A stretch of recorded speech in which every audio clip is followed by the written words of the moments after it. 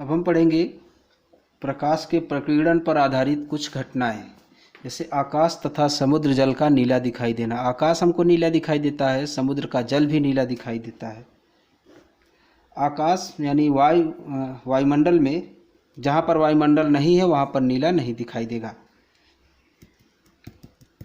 बहुत सारे पार्टिकल्स हैं जिस पे सूर्य का प्रकाश आपतित होता है। सूर्य का प्रकाश आपतित होता है तो माध्यम के कणों द्वारा उसका प्रकीर्णन होता है, यानी वो फैल जाता है।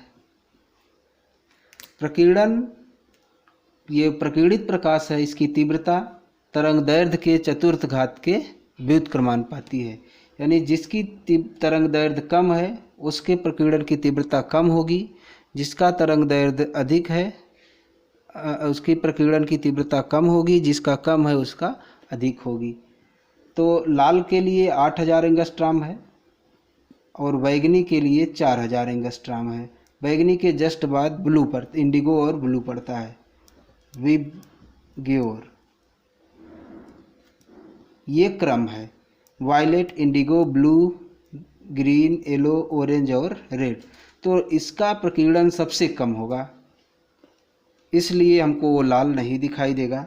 सबसे ज़्यादा प्रकीर्णन वायलेट का होता है, पर वायलेट का जो कंसंट्रेशन है सूर्य के प्रकाश में वह बहुत कम है और हमारी आँख वायलेट के लिए कम, ब्लू के लिए ज़्यादा सेंसिटिव है। प्रकीर्णन सबसे ज़्यादा वायलेट का हो रहा है, वायलेट इंडिगो का भी हो रहा है, पर इनकी जो मात्रा है सूर्य के प्रकाश में वो बहुत ही कम है और हमारी आँख की जो सेंसिटिविटी है वो नीले रंग के लिए अधिक है, इसलिए हमको वह नीला दिखाई देता है। सेम चीज़ है समुद्र के लिए।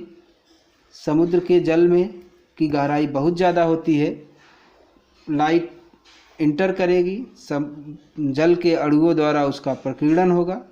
सेम रीजन है, प्रकीर्णन सबसे ज़्यादा इसका होगा, पर इसकी मात्रा और संवेदनशीलता आँख के लिए कम होती है, इसलिए हमको ये इस कलर के नहीं दिखाई देते हैं। ब्लू कलर का हमको वह दिखाई देता है, इसके लिए हमारी आँख अधिक सुग्राही है और प्रकाश में ब्लू रंग की कंसंट्रेशन वायलेट और इंडिगो से अधिक है। दूसरी घटना हमने लिखा है बरसने वाले बादलों का श्वेत दिखाई देना। जो बरसने वाले बादल हैं वहाँ पर जल की बूंदें हैं, आइस क्रिस्टल्स हैं, जिनकी ये साइज ए ये तरंगदैर्घ्य से अधिक है। तरंगदैर्घ्य एंगस्ट्राम में है, ये एमएम में रहेंगे, मिलीमीटर सेंटीमीटर में। ये अधिक होने के कारण परावर्तन होने लगता है, अवशोषित करके प्रकीर्णित करने वाली घटना नहीं हो पाती है। तो श्वेत लाइट जा रही है, श्वेत लाइट परावर्तित होगी, हमको वह श्वेत दिखाई देंगे।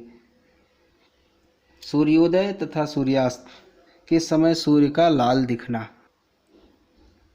क्षितिज की दूरी अधिक होती है, यानी यहाँ से प्रकीर्णन होते होते यहाँ तक पहुँचेंगे। तो जो मॉलिक्यूल्स हैं उसमें इन सब कलर्स का प्रकीर्णन सबसे ज़्यादा होता है, रेड का सबसे कम होता है।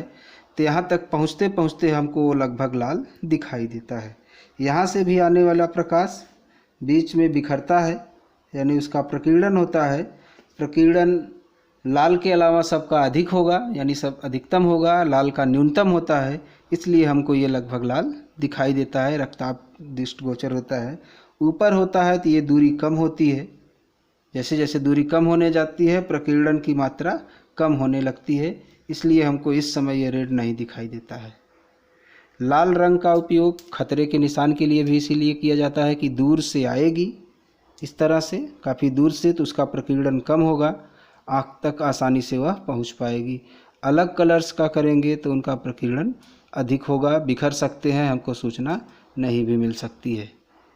तो उन्हीं का उपयोग किया जाएगा दूर तक तरंगों को भेजने के लिए, विद्युत चुम्बकी या प्रकाश तरंगों को, जिनकी तरंगदैर्घ्य बहुत ही अधिक हो। लाल से अधिक इंफ्रारेड होती है, उनको अवरक्त कहा जाता है।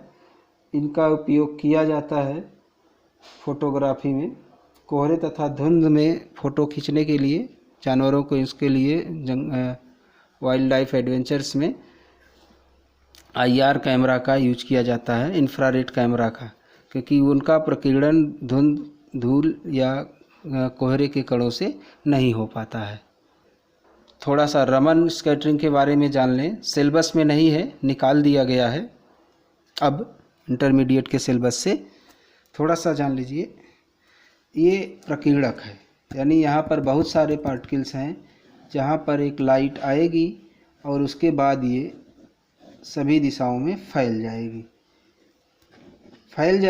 जो स्कैटरिंग की तीव्रता है 1/λ⁴ है, यानी इसकी तरंग दैर्ध्य और जो निकल रही है इसकी तरंग दैर्ध्य बराबर है। इसको हम रेले स्कैटरिंग के नाम से जानते हैं। रमन साहब ने देखा कि जो ये निकल रही है तरंग दैर्ध्य, इसमें कुछ लैम्डा से ज़्यादा की भी तरंगें उत्पन्न होती हैं और लैम्डा से कुछ कम तरंगें भी उत्पन्न होती हैं। यानी जो पदार्थ है ये जो प्रकीर्णित कर रहा है, प्रकीर्णित प्रकाश की तरंग दैर्ध्य आपतित प्रकाश से अधिक होती है और कम होती है। इस घटना को कहते हैं रमन स्कैटरिंग। और महत्वपूर्ण बात यह है कि ये जो डेल्टा लैम्डा है, यानी जो विस्थापन है आपतित प्रकाश से और प्रकीर्णित प्रकाश का, ये इस पदार्थ पर निर्भर करता है। यानी पदार्थ बदल जाएगा तो ये डेल्टा लैम्डा बदल जाएगा। रमन साहब को इसके लिए नोबेल पुरस्कार दिया गया था, भौतिकी का नोबेल पुरस्कार। जिनकी तरंग दैर्ध्य कम होती है उन्हें एंटी स्टोक लाइन्स, जिनकी अधिक होती है उनको स्टोक लाइन्स कहा जाता है। ज़्यादा डिटेल हम लोगों को नहीं पढ़ना है, बुक में दिया गया है, आप पढ़ सकते हैं।